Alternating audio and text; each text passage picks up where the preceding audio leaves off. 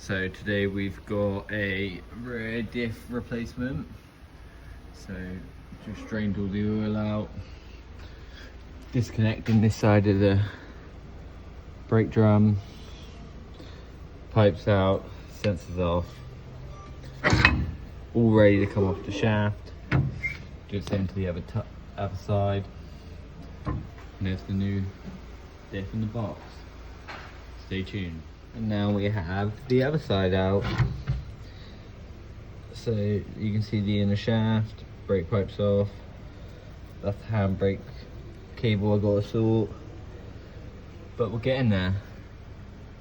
Like I said before, all the oil's drained out the diff. Let's go. So as you can now see, all the bolts are out of this donut here. We've left 2 bolts in the diff, just so they don't drop down. Just draining the last little bit out. Obviously drain most of it out through the plug. Just let that trickle out and we'll keep on going. So the diff is now off on the floor over there. New one out the box, ready to go. Just cleaned up inside. And here you can see the metal filings, contaminants. They've been degrading and causing the issue. So we'll fit this new diff, get it all back together, give it a good road test, and off we go. That's the old beauty. That's the new one. Straight from Ford.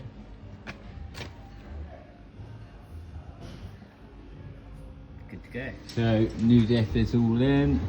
All these bolts are now fitted and tightened up. Just gotta reconnect the prop. Put the shafts already in actually. Bolt the drums to the hub. Connect the ABS sensors. Fit the brake pipes. Refit the handbrake cable. And we're good. So wheels back on this side. Let's give a little walk through of what we just finished. So drums on, marks up, marked there. Everything's marked up. There, bolts all in, sensors in, handbrake sorted, brake pipes in. Where's brake pipe? Brake pipes there, all bled up. What else have we got to do? Put the wheel on this side, get the axle stands out from underneath, then run it up and road test it. So yeah, RTV sealing in there nicely.